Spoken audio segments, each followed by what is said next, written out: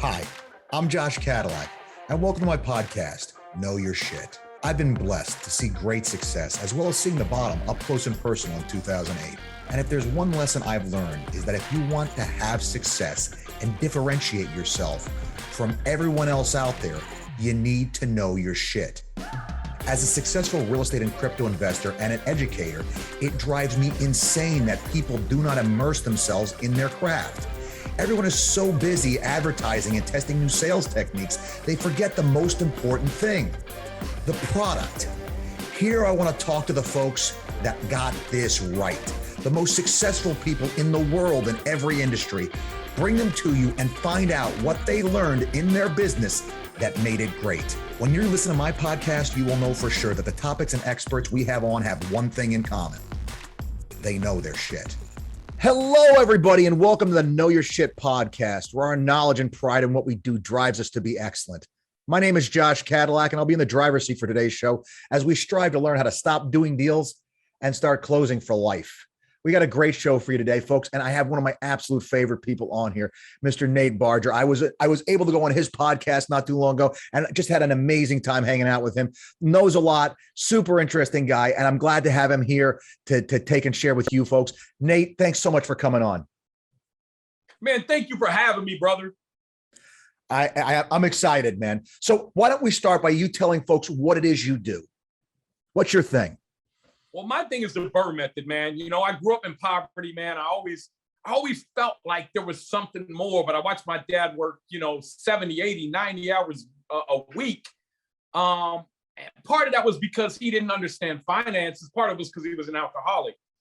But, I watched him. He was always broke. And I thought, man, if I got to work that hard to end up broke, man, I got to do something different.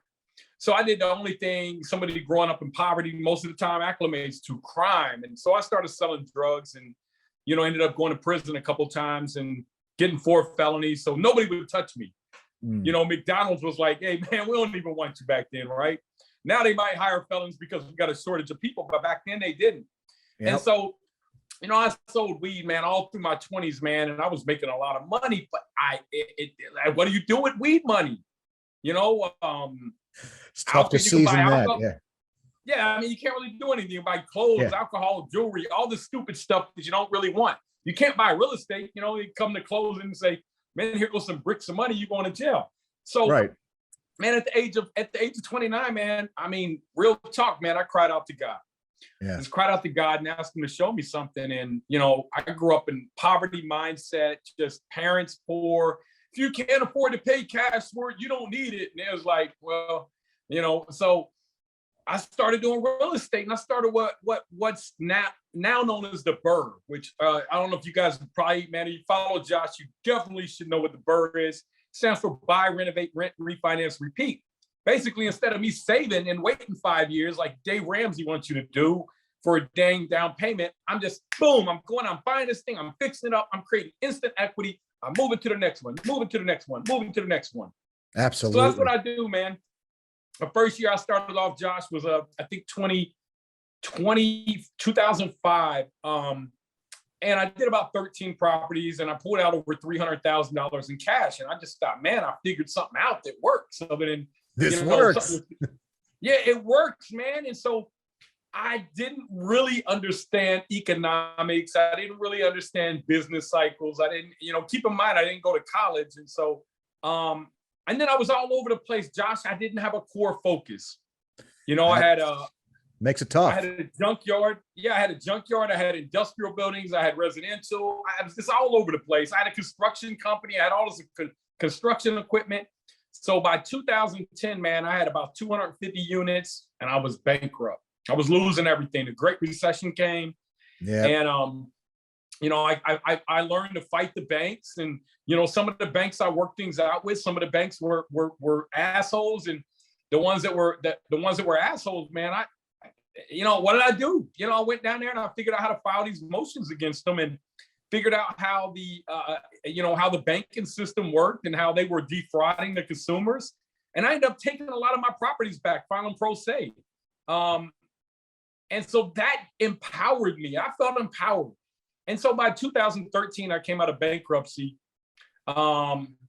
By the end of 2015, man, I had enough money to retire. So once you get this thing and figure it out, man, you get it. And today I got about, I don't know, $240-250 million in real estate. I started buying, Josh, and I'm gonna tell you guys, listen here, right here.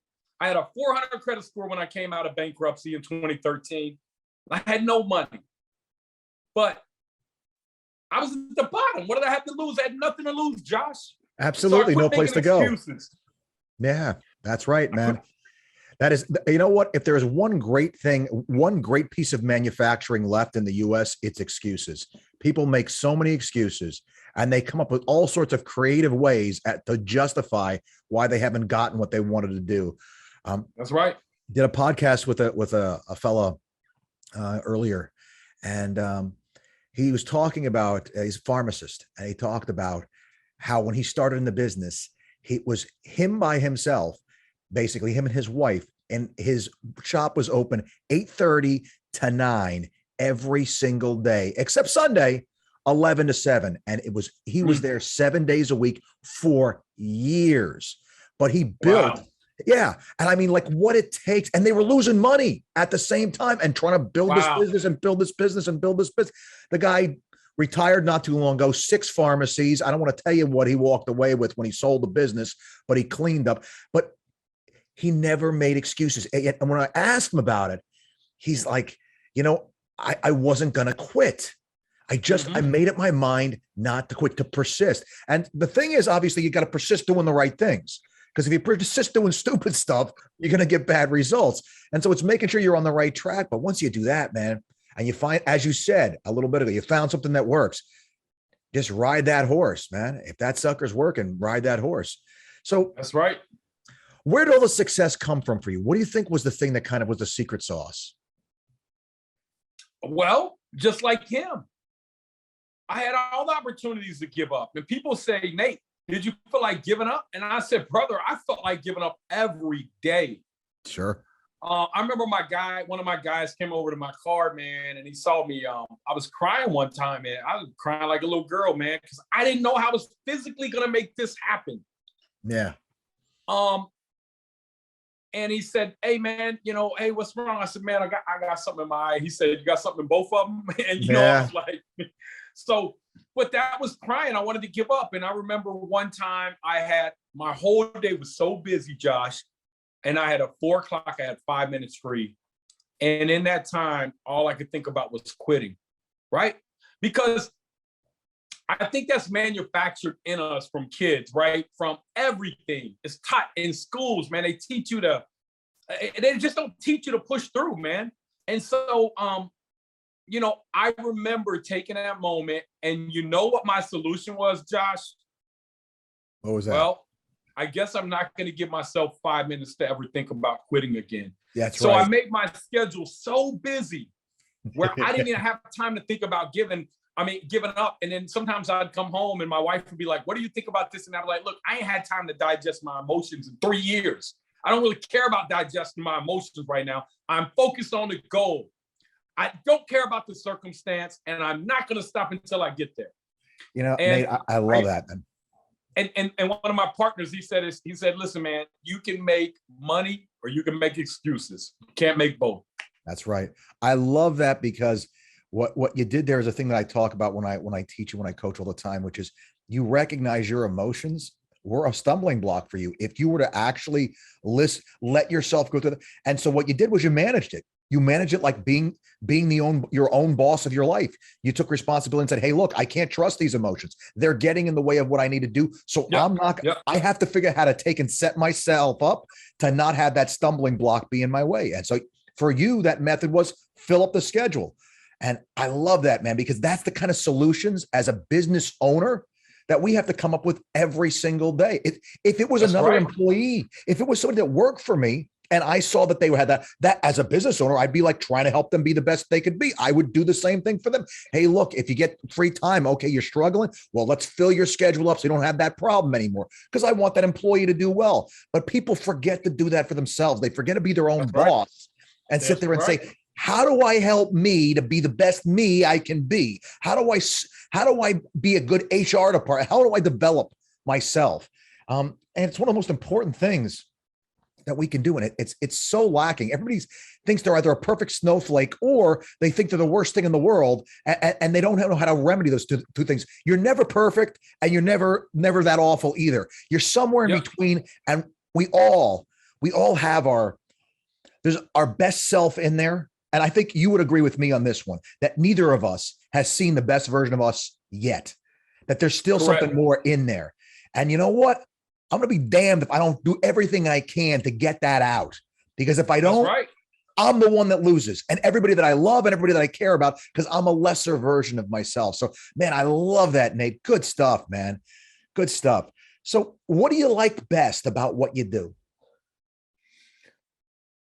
You know, it started off different. I think we got different levels. At first, it started off just saying, oh my God, I could do something besides sell drugs and actually make a living. And then it goes to, wow, I'm actually making some money. Now I can go buy some luxury items, right? And you know, I can reward myself. And then you go buy the cars, you go get whatever. And then it goes to the next level, like you're wealthy, you realize you don't have to worry about money again. Now you go to, okay, my kids don't have to worry about money. Let me set this legacy trust up. And then it goes to, man, can we take this out 5 generations? You know, and then it comes to, well, what is life really about? You know, and that's where I got into wanting to educate other people that may have come from the same background as me or you. And what I mean by that, guys, is not growing up wealthy. And saying, you know what, why are the schools not teaching these people? Why would I want to be stingy with all the information and keep it to myself when I can help these people? They don't have to go through life. Look, so many people I hear, you know, I run into them and they just say, man, I just didn't feel right. I was forced to go to college, or I was forced to do this job. I always thought there was something greater, but they never knew how. Mm-hmm. And once I can explain real estate to them in a matter of minutes, they get it. Yep. A lot of them. And it's like, especially the ones who are like, well, yeah, I've been, you know, my portfolio's made 8% average over the past. I'm like, dude, 8%, like you're going to be broke. Yep. You ain't going to have no money. You got to get real estate. If you can go buy $100,000 piece of real estate, put 20% down, that's 20 grand. If this, and I'm just using a number, say $1 million. I don't care where you're at, man. Say $1 million, you put 20% down, same number. If we can identify areas that go up 5.5% a year, this chart behind me since 1963 to today, on average, has went up 5.5% a year, compounding on each other. Yep. 18,700, 1963, 2022, $429,000, guys. It's that simple. Nice. Now, on top of that thing going up 5.5%, right? I only put 20% down, but I own 100% of that appreciation. That's right. On top of that, I get cash flow. And if me and Josh told you guys that these things are 35 to 50% a year returns, if you calculate cash flow, principal reduction, and appreciation. Absolutely. A year, guys. And throw the cherry on top, the depreciation, which makes the income you earn from this thing better income than you can get from anything else that you're in, because you'd be paying taxes on everything, and the depreciation's there offsetting your income. Makes it even sweeter. There you go. Exactly. We have plenty of money to spend and a reduced income. And when you get into understanding the modified adjusted cost recovery system and how you can take money from, you can take a property, you can borrow money from investors to use as the down payment. You can have a bank fund it, and you get all the write-offs, man. It's the stupidest thing ever, but I love it. Absolutely. It's a beautiful, beautiful thing. And when you understand this, and this is what drives me nuts. I'm in real estate. I teach real estate agents, and they have no idea what they're selling. How could you be in sales and sell the greatest product, the greatest wealth building product ever available to the common person, and not understand the product? The reason they don't have to understand the product is it's so stinking good. The product sells itself. And so they can get away faking it till they'll make it and not knowing the product. And it's a shame, because you know what? The consumers, when they understand what you're really doing for them, man, they're so grateful when you know what the heck you're talking about. But it is what it is. So what do you think it is, Nate? Because obviously a lot of people invest in real estate. What do you think it is that gives you that edge? Well, I think is I wanted to take time to understand every last detail at a micro and macro level. So on top of that, I just don't have somebody come in and say, here's what's wrong. I want to say, why is that what's wrong? Is that what's really wrong? Is there another solution? Is that the only solution? And drill down into each problem like that.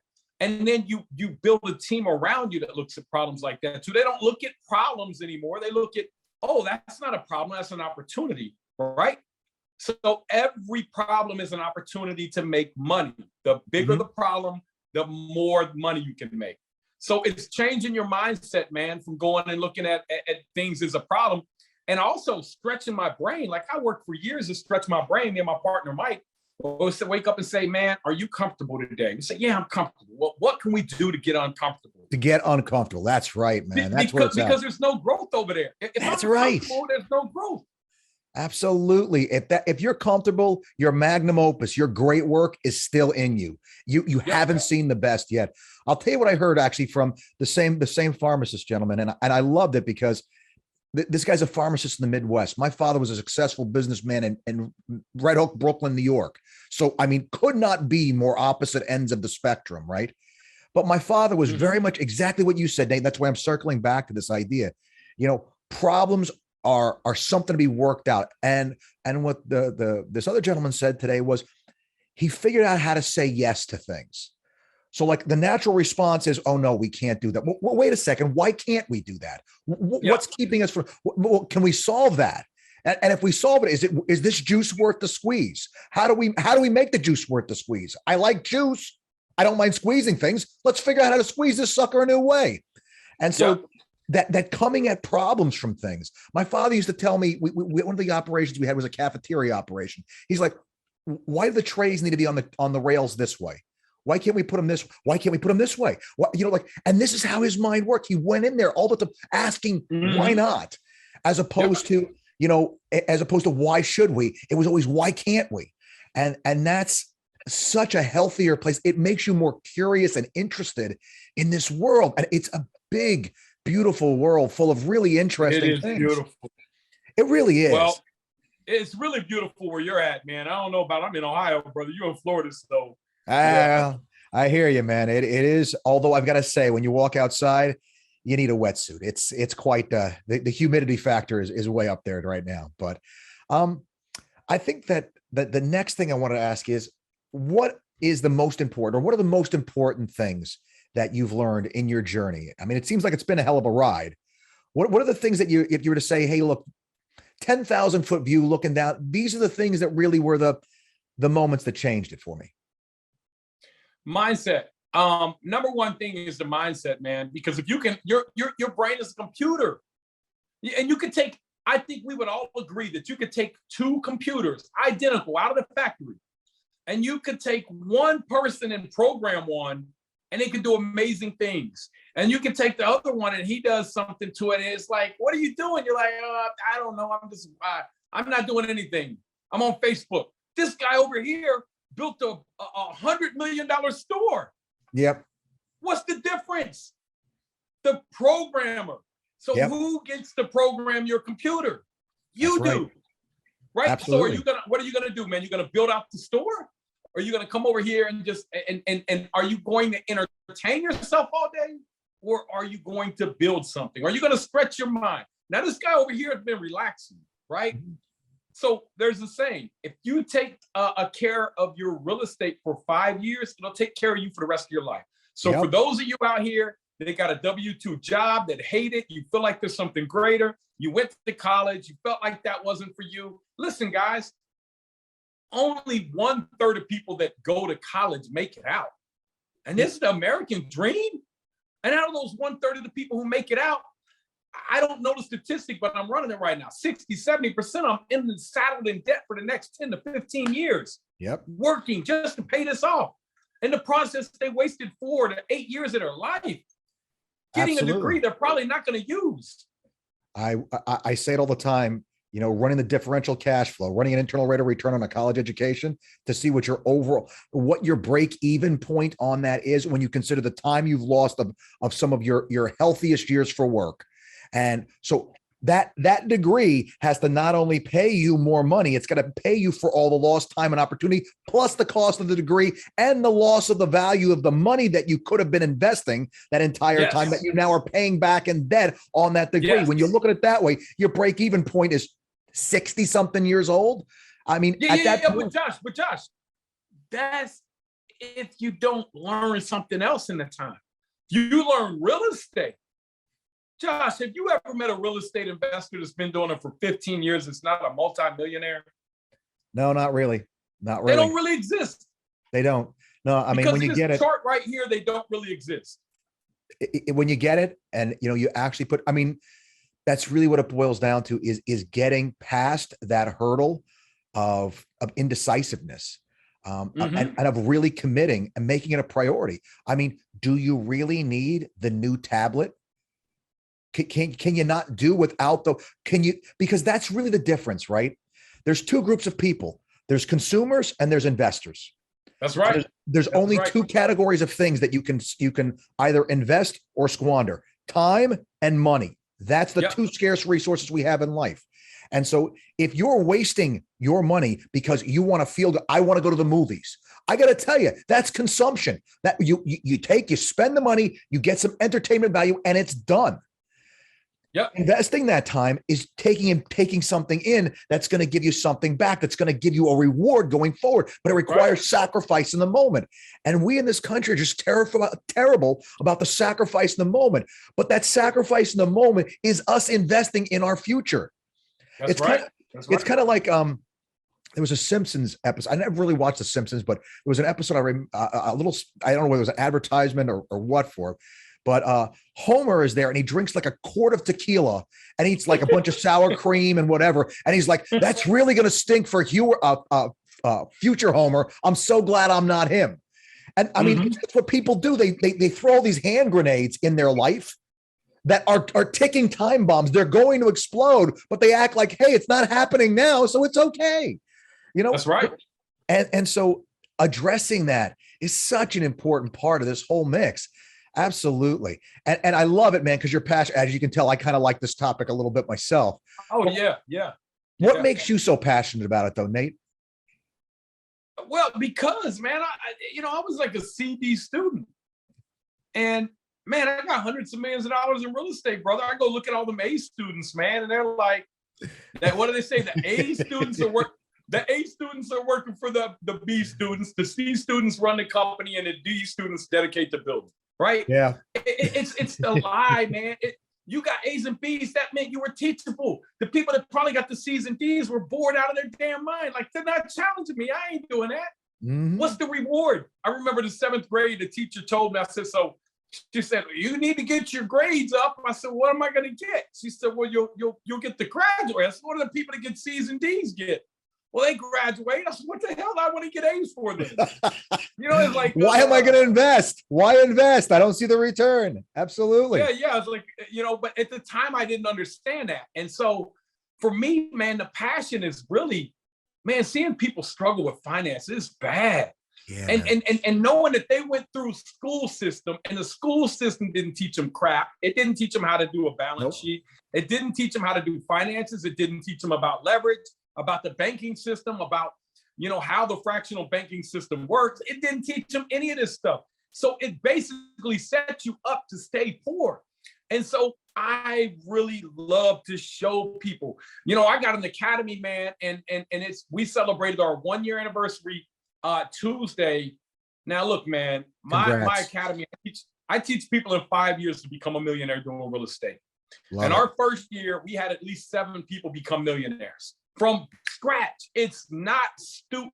Listen, guys, it is not rocket science. It is execution. I'm telling you right now, there are going to be times that you're going to want to give up. There are. Absolutely. Because you're stretching your brain. It's hard. But if you can sacrifice 5 years of your life, then the real estate will pay you for the rest of your life, guys. That's all there is to it. Invest. You have to invest for 5 years. You have to invest for 5 years. 5 years. Don't give a shit about why I missed the movie. It's Friday night. I kind of want to be comfortable. I want to do it. Man, listen, stop it. 5 years. And this 5 years is going to take care of not just you, but your kids and grandkids. That's it. I hear you. No, I'll tell you what, I mean, it's a first world problem, but to some extent I went through it myself because I got wiped out when the housing bubble burst. I was long in real estate and long in restaurants, and I got wiped out.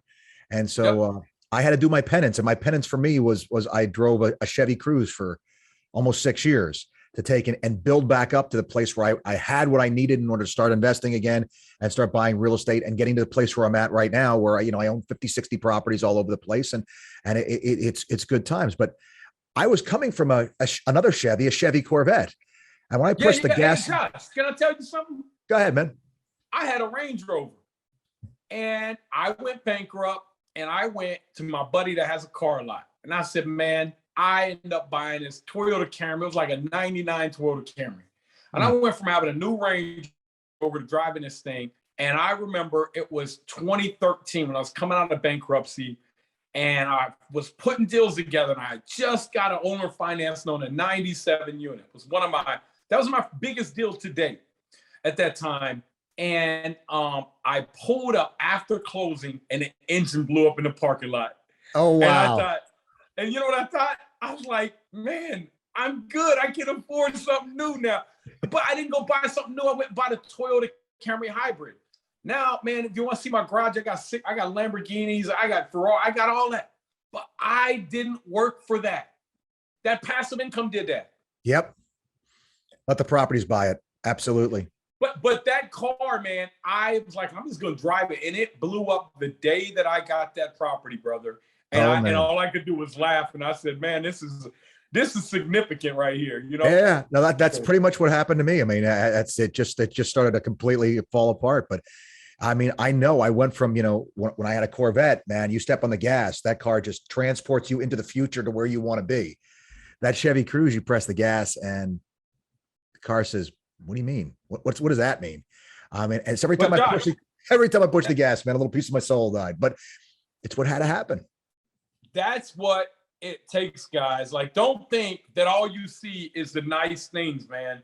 Mm-mm. It was the sacrifice that got people there, man. It wasn't easy for anybody. 88% of millionaires are self-made, according to Fidelity. So look, when you see somebody, when you say, hey, I don't have any money, I'm broke. Well, good.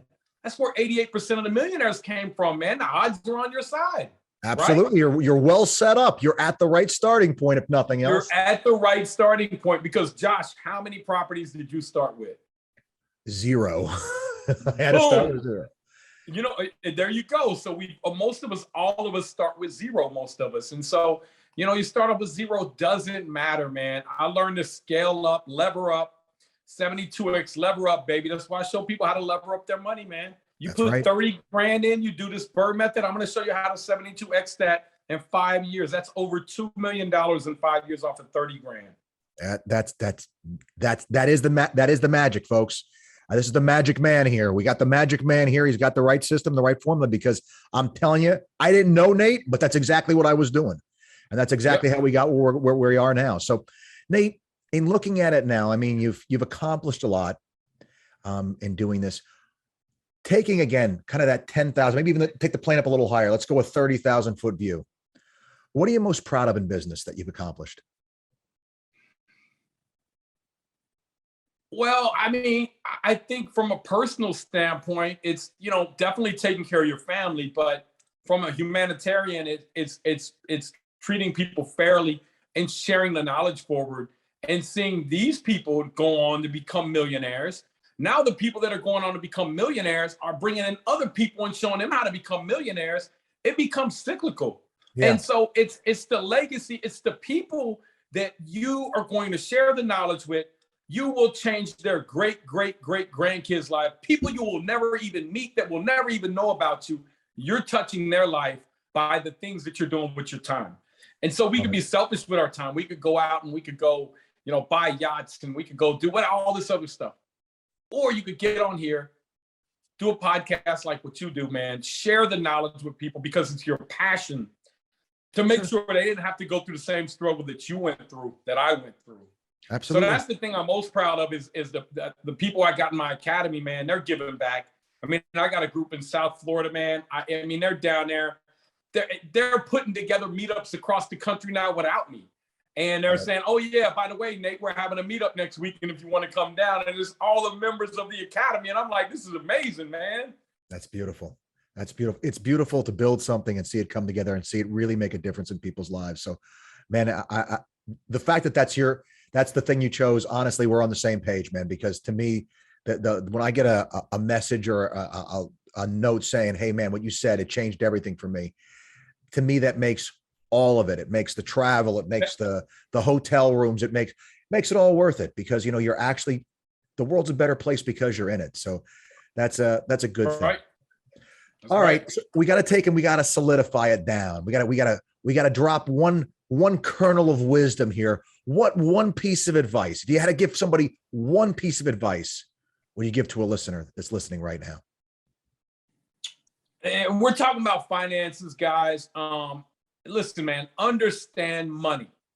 Understand how people get wealthy. They do not get wealthy selling off assets. I'm going to give you a real quick analysis on what somebody with a wealth mindset, an abundance mindset, and I ain't going to say scarcity mindset, because we all flip and do properties too.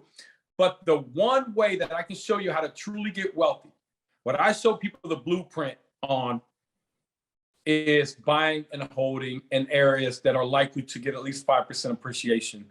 The way that you do that, Josh, is you kind of look at the growth, you look at the demand drivers, you look at the new jobs that are coming in, you look at the median cost of the houses, you look at the future demand, you look at the cost to build. If you're going to need more inventory, guess what's going to happen to this? It's Absolutely. going to come up to it's coming up to equilibrium. Equilibrium is right. New build cost is the only thing that can get in the way of this right here. It's like a train. You can't stop it. It's coming, baby. That's right. And so what we teach people is this: the guy that wants to buy and flip, I'm speaking to you, or the guy that doesn't understand finances, buy a property for $80,000. You put 40 in it. I'm in the Midwest. Look, you want to put 500 and pay. It's all the same. It's math. Relative. Yep. So you buy it for 80, you put 40 in it. You're all in for 120. You go to a hard money lender, you go to, a bank and say, I need a construction loan. And say, put 25% down. That's 30 grand. Means you put 30,000 down, the bank's putting down 90. This property is going to reappraise at 160.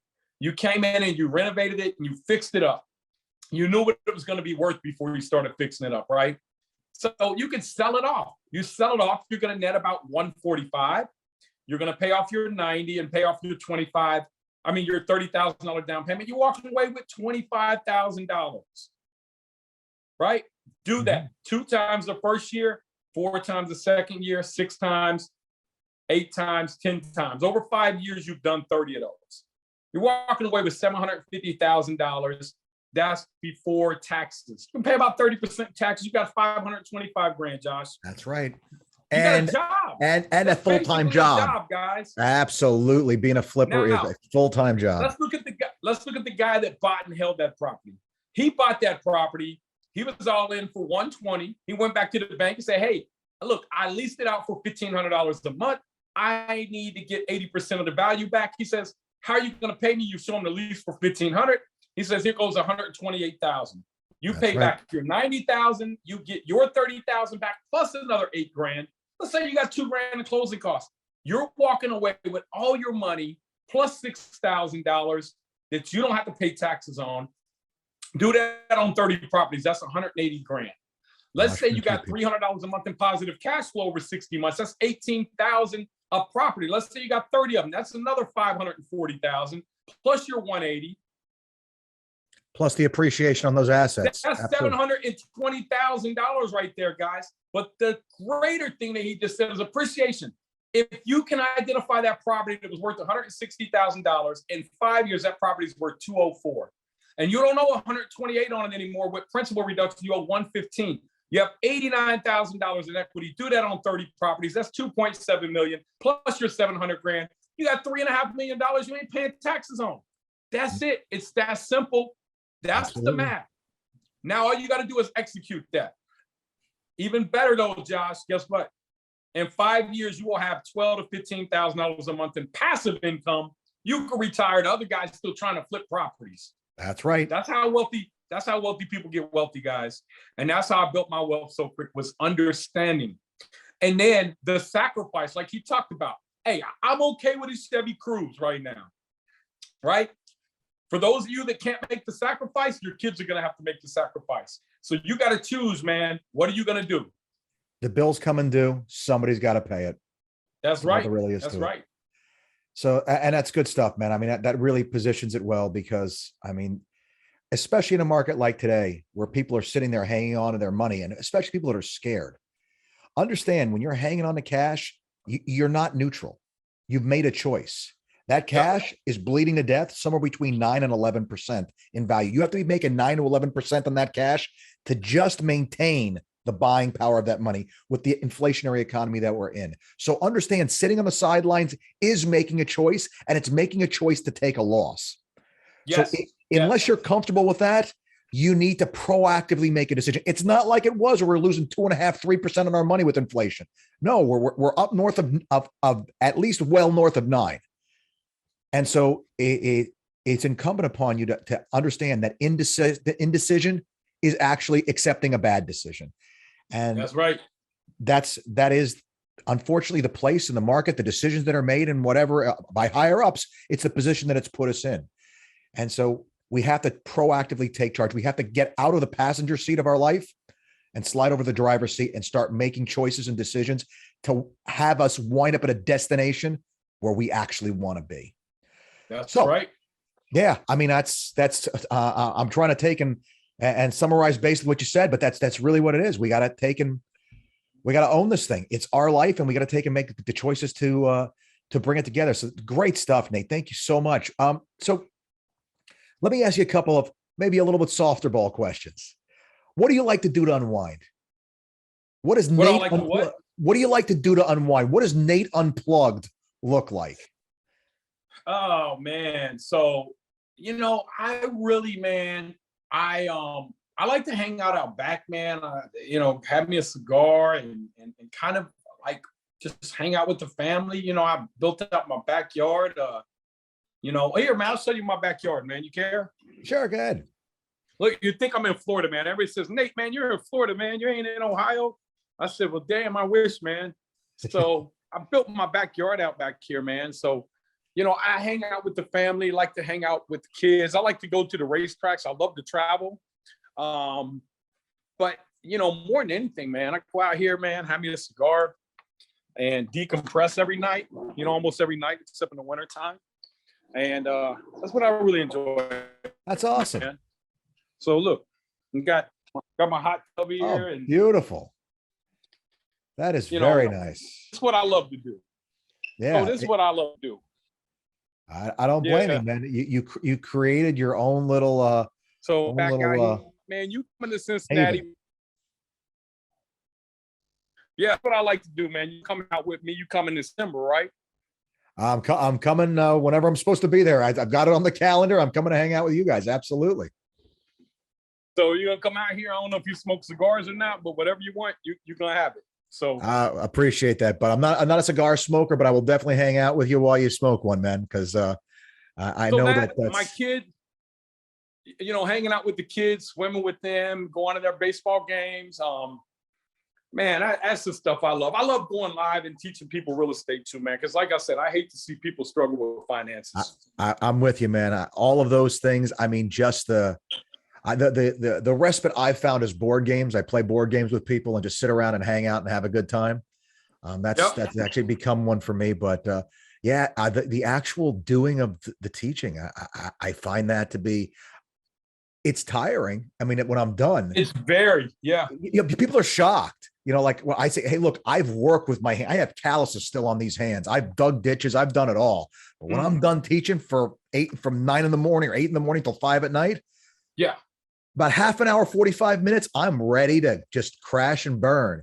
That adrenaline wears off. People don't realize that. But you know what? It's a great kind of tired because you feel like you've done something well. And it's a great thing. So you're transferring energy. Like last night I had to go, I went live at 8:00 and I did about 2 hours at night. And I had to get a coffee, man, because I was just like, I'm not there.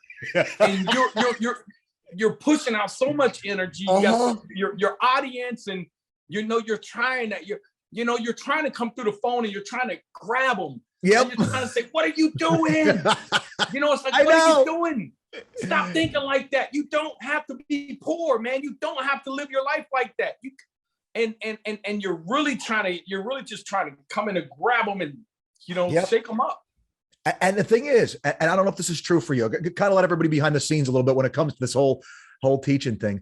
You can feel when you're not where you need to be. And like for me, I don't want to put out that kind of product. I don't want to ever have it be, he was a little flat today. No way. Every time I'm going to give you everything I got to give it all to you. If that means like I got to get a Code Red Mountain Dew or whatever I got to do, I got to, because at the end of the day, it might be exactly the thing that the person needs to hear. And if I'm not in the right place, they're not going to hear what they need to hear. So, what's the point? I'm not going to half-ass something. I just, life's too short to half-ass anything. It doesn't make any sense. Yeah. You never know whose life you're going to change. That's right. That's right. And you owe it to them to give them the best that you got. And if your best isn't enough, then it isn't enough. But at least I can sit here and say, hey, look, it's all I had. There's nothing left in the tank. So one more, I think that a little bit more on the personal side, but not necessarily personal side, but in general, I know you're a guy that's always on the move. So what's next for you? What's the next project you have that you're looking at with a twinkle in your eye going forward? Man, I don't know. I just get so bored, man. We got a Embassy Suites hotel we're building down there in Pompano. We got another hotel we're building up, a Hilton Tapestry up in Sarasota. We got a Ramada, their new extended stay. We're in Port Lucci. I don't know, man. I'm just like, I don't really know right now, man. I'm just kind of like where I'm bored. I need to be challenged and I'm just not there. I'm trying to figure it out. Gotcha. No, that's a good place to be, because that's where the creativity comes from. At least I find I get bored and I start looking like I almost feel like something's wrong. Wait a second. Why do I have nothing to do? I got to figure something out. It has to be it has to be something bigger that's going to challenge you. It's like, oh, okay, hotels. Yeah. Okay. Next. And guys, I started off with single family houses in the hood, man. And it was that, that thinking that, hey, you don't have to just stay here. You can do something bigger, do something bigger, do something bigger, do something bigger. And you continue to lever up. So I don't know. I really love the social media space because I feel like we can have a huge, like everybody, me, you, all the speakers out here, man, we are NBC, we are CBS, we are Fox, we are coming in, but instead of us entertaining, man, we're giving you guys game and knowledge, man. We're trying to help you change your kid's life, man, so that they ain't got to go through the same struggles, man. And we need you to know it starts with you. That's right. We're not there to take and sell advertising space. We're there to change your life. That's what I go out there to do every single time. And that's what I do my level best to do every single time. So you ready for this? Here's the number. If you ask me really what's next, I want to help 10 million people become millionaires. Now, I'm well aware there's only 22 million millionaires in the United States. And I know that's a big number. But through this method here, I know that I can't do it alone. But through our network, through people like you and us sharing the knowledge and the systems out here and how the banking system works, how leverage works, how appreciation works. Listen, man, we can do it. Now, I can't do it on my own, but all of us working collectively together, I believe that we can have such an impact on so many people, man. And that's what's more important to me than anything. I love it. I love casting a big vision because it's something to actually strive for. It's going to make you stretch it. When I teach goal setting, that's one of the things I always talk about. If a goal's not going to challenge you, it's not going to change you. And, and, your journey that you've just described to us is a journey that is, if nothing else, evidence of what kind of change is possible.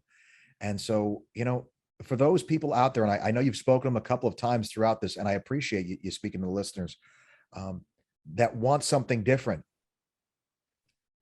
Make something different happen. Start making different choices. Start doing different things. It starts today. It starts. You know what? One of the things that I heard recently was every day you're writing the history of your life. That's right. That's right. And so, you know, if that's the case, the things you write today is what's going to be history in the future. If you don't like where you are today, start making different decisions today so that you can like where you are 5, 10 years down the road. That's reprogram that computer, guys. That's right. Remember that other guy started with the same computer you had. What he did with it, he programmed it, he automated it. That's right. Now he has the computer sending him money. You still over here opening a laptop, starting it every day, doing this. Man, he automated it. He's on the beach. He's enjoying life. He's enjoying his kids. You truly can have it all, but you can't have it without sacrifice. And if you're not going to work hard for yourself, you're going to work hard for somebody else, and they're going to reap the benefits. Absolutely. Stop it, man. The line that I use is make your money work hard for you when you're young, so you won't have to work hard for it when you're old. And that's right. That's where we're at. Nate, if folks are like, this Nate guy's awesome, I want to find out more about, where can folks find you? Man, NateBarger.com. You know, I got over 200,000 people in my Facebook group that I teach how to do real estate. BRRRR Invest, that's BRRRR. That's the buy, renovate, rent, refinance, repeat, invest on Facebook. And Nate Barger on YouTube, Nate Barger on TikTok, and all them other things, man. And just, look, guys, I need you guys to know, man, it doesn't matter where you started. That has nothing. And the reason I love real estate, nobody cares if you're fat, if you're ugly, if you're black, if you're white, nobody cares. Yep. And they may care about it in other sectors, and you can use them excuses. But in real estate, nobody cares. You could be goofy, you could be odd, you could be a clown, you could be fat and ugly like me. Nobody cares. Look, can you get the deal done? And that's it. Nobody cares. That's why I love real estate. There's no judgment. Hey, Nate, do you have a Harvard degree? No, I didn't graduate from college. Well, I don't really, they don't care. They don't. That's why real estate's so great. It is. It is an amazing field. Nate, thank you so much for your time, man. It is always so much fun to talk to you. I think we share a lot in common when it comes to how we look at this thing. And you are one of the brightest guys. Listen, man, I'm not just telling you this. Man, you're one of my favorite people to talk to, because your brain, like, you're telling me stuff, and I'm like, oh yeah, man, that's the type of data. I love it, man. I'm a data nerd. Oh, so, man, I got some great stuff to show you when I see you, man. We constantly trying to take, and because for me on the real estate side, I have to take and justify it to my customers. I'm not just going to tell you, I'm going to show you. I want to get I want to forget the financial calculator. I want to give you the number here. You don't believe me here. What number did you not like that I used? There you go. Look. There we go. I got it right here, baby. I love it. Nate, buddy, take care, man. Thank you so much for your time. Hey, thank you, man. I appreciate you. Thank all your viewers, man. You have an amazing week, and I can't wait to see you in person, brother. Looking forward to it, bud. Thank you, brother.